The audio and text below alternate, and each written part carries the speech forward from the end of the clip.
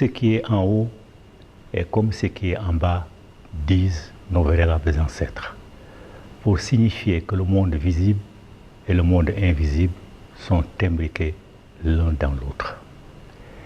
Cela appelle quelques considérations avant de commencer. D'abord, parlons de Dieu. Qui est Dieu? Pour nos ancêtres, Dieu était une petite étincelle, plus petite que la graine de peau, disent les Dogons, c'est-à-dire plus petite que la graine de fouillon, qui a grandi dans nous et à force de vibration a fini par atteindre le maximum de vibration, a donc fait exploser nous pour s'expectorer et commencer à créer le monde.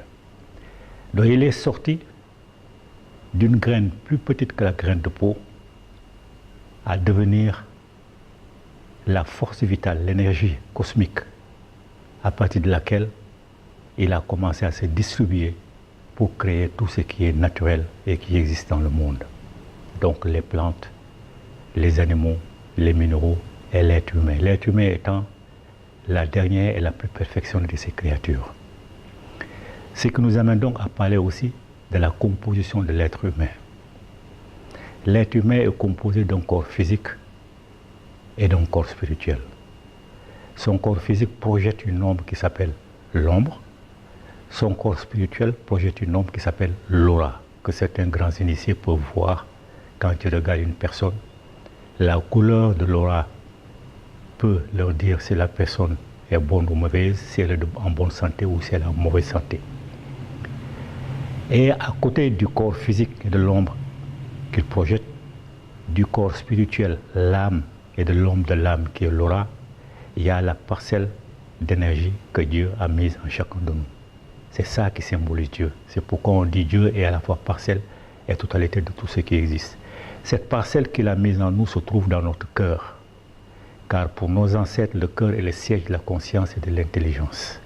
Voilà pourquoi ceux qui ont l'habitude de voir la place de vérité où le défunt ou la défunte passe son dernier examen de passage, il voit que c'est le cœur qui est posé sur un plateau et en confrontation avec la plume de la déesse Mate.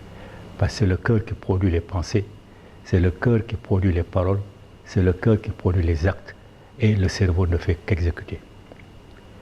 Maintenant, quand survient la mort, qu'est-ce qui se passe? Quand survient la mort, le corps physique est enterré, il disparaît avec l'ombre, l'âme et son ombre, l'aura, disparaissent dans le monde invisible, disparaissent dans l'énergie cosmique, mais il reste la parcelle de Dieu qui symbolise l'être humain. Cette parcelle de Dieu est éternelle. Cette parcelle de Dieu hésite entre le monde physique et le monde invisible pendant un certain nombre de jours. Voilà pourquoi dans des civilisations, dans les variétés de la civilisation négro-africaine comme au Sénégal, au Mali, en Guinée, etc., il y a le sacrifice du 3e jour pour le défunt, 4e jour pour la défunte, 7e jour pour les deux, et 40e jour, les derniers sacrifices et les dernières offrandes pour tous les deux. Parce que jusqu'à ce jour-là, la personne pense qu'elle est encore dans ce monde. Elle voit tout ce qui se passe dans sa maison, mais elle ne peut pas intervenir. Mais au bout du 40e jour, elle sait que c'est terminé, son séjour dans ce monde physique doit être remplacé par son séjour dans le monde invisible. Les Bamana appellent ça Somayalama, c'est-à-dire changement de domicile. Alors quand elle change de domicile au bout de ce 40e jour, la personne s'auto-juge. Ce n'est pas quelqu'un qui va venir lui dire tu as fait ceci, tu as fait cela. C'est la personne elle-même qui passe en revue toutes les pensées qu'elle a dites, toutes les actions qu'elle a posées, toutes les paroles qu'elle a prononcées, et elle sait automatiquement là où il y a l'erreur. Et là, ce qu'il doit corriger, parce qu'il doit revenir, parce qu'il voit là où elle est des lumières plus brillantes qu'elle-même, des lumières moins brillantes qu'elle-même. Elle sait qu'elle doit progresser parce que c'est là automatiquement qu'elle prend conscience de là d'où elle vient. Elle est une parcelle de Dieu et elle aspire à rejoindre cette divinité-là, d'où la réincarnation. Alors, je dis aux musulmans, aux chrétiens, etc., à tous ceux qui ont tourné le dos à l'enseignement de nos ancêtres, que ce 40e jour-là, la personne voit toutes les erreurs qu'elle a commises.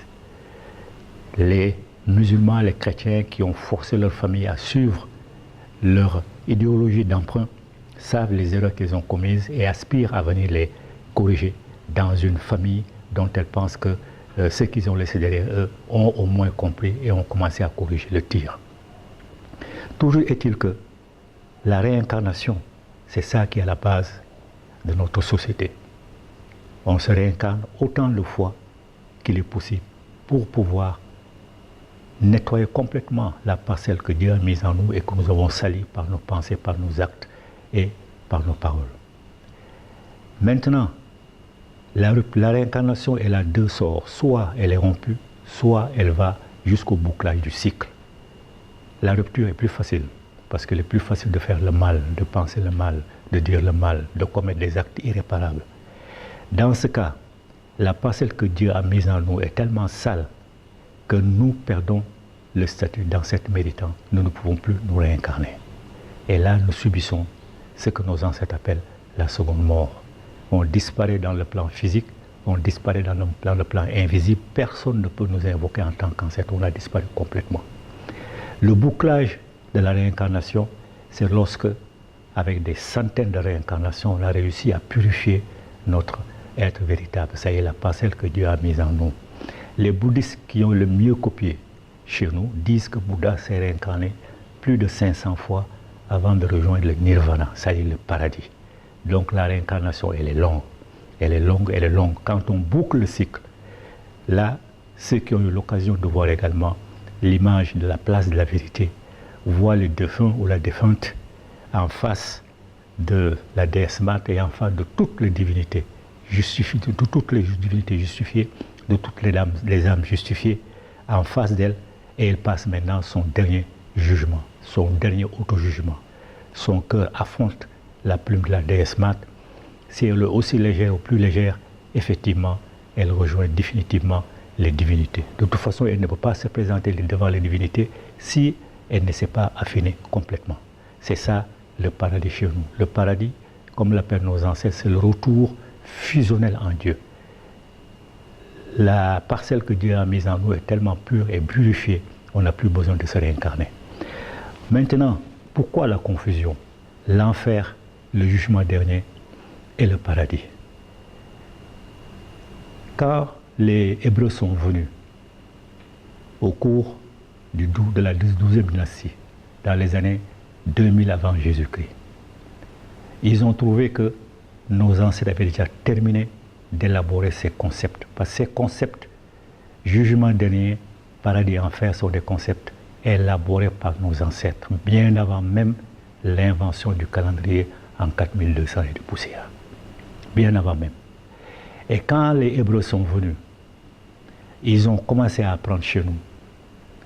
Ils ont compris que nos enseignements, derrière les termes, même pas derrière les réalités qu'ils expliquaient aux enfants pour les terroriser, pour leur faire peur, ou pour les inciter à faire le bien pour aller au paradis, ils ont compris que derrière l'enseignement profane existait l'enseignement initiatique. L'enseignement profane dit quoi? Que l'enfer, c'est un endroit où on ne sert que de l'eau en fusion, que les planches des maisons sont en feu, les plafonds sont en feu, tout est en feu. C'est ça l'enseignement profane destiné aux enfants pour leur faire peur. Et que de l'autre côté maintenant, quand on réussit à faire le bien, on va dans les jardins qu'ils appellent le champ des souchets, où on a tous les conforts possibles.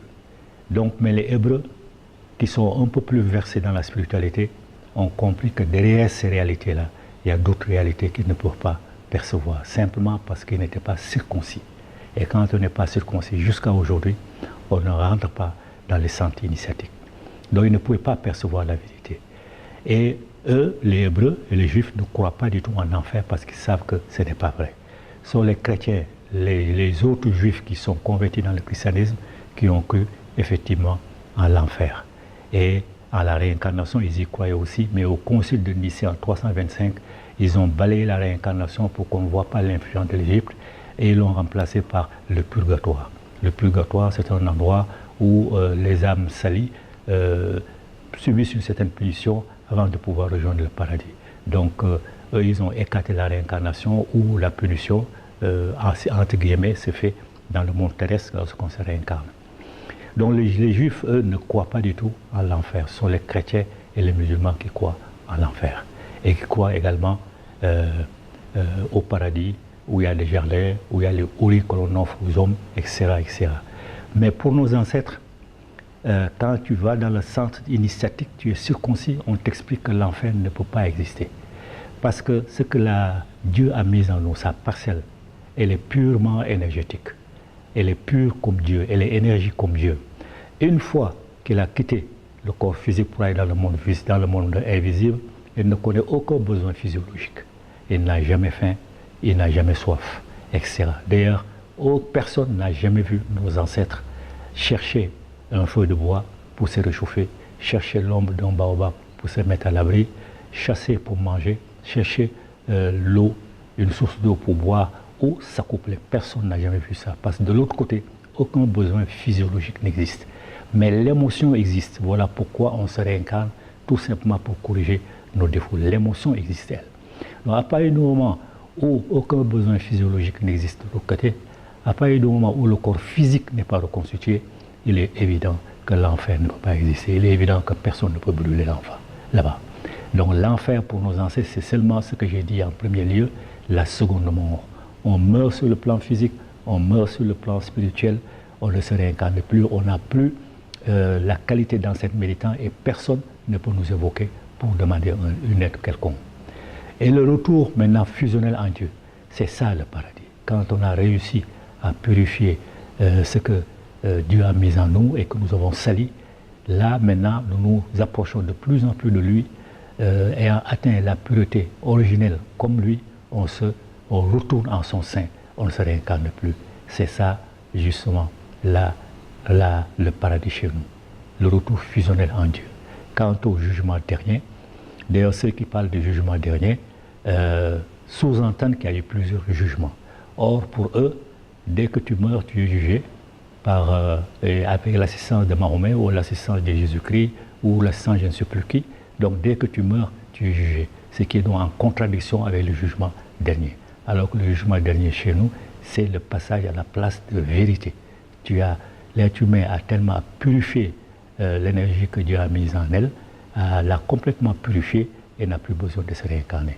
Voilà les trois réalités que l'on apprend lorsque on rentre en initiation après être circoncis. Comme les autres n'étaient pas circoncis, ils ne pouvaient pas être admis dans nos centres initiatiques.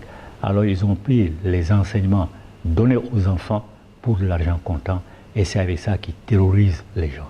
Il faut donc que notre communauté comprenne que l'enfer n'existe pas, qu'aucun Dieu n'est capable de l'amener en enfer parce que ce ne sont pas les autres dieux qui ont conçu l'enfer, ils n'en connaissent pas l'endroit, ils ne savent pas comment faire pour y aller. Donc qu'elle arrête avec ces balivernes-là. Maintenant, il y a une précision qu'il faut dire.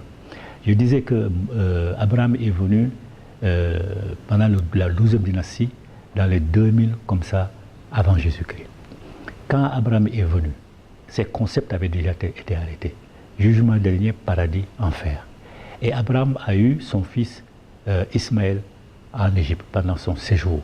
Ismaël dont les Arabes se réclament comme leur ancêtre. Donc Ismaël qui est l'ancêtre des Arabes. Ça veut dire que, clairement, la race arabe n'existait même pas dans l'humanité lorsque nos ancêtres ont conçu ces concepts-là. Donc il faut que les Africains sachent cela. Alors, des gens ne peuvent pas venir nous dire qu'ils connaissent ce que nos ancêtres ont inventé et qu'ils ont essayé de copier sans succès, qu'il faut que notre communauté arrête de croire à ces sornettes-là. L'enfer n'existe pas, le paradis n'existe pas, le jugement dernier n'existe pas. C'est la réincarnation, le cycle de la réincarnation est rompu, on subit la seconde mort. Le cycle de la réincarnation est bouclé, là on réussit le retour fusionnel en Dieu. On n'a plus besoin de se réincarner. Ce sont les réalités là que les Africains doivent connaître. Voilà pourquoi il est important d'étudier ce que nos ancêtres ont dit de l'enfer, ou plus précisément de la seconde mort, du jugement dernier, ou plus précisément du passage à la place de vérité et du paradis, ou plus précisément le retour fusionnel en Dieu.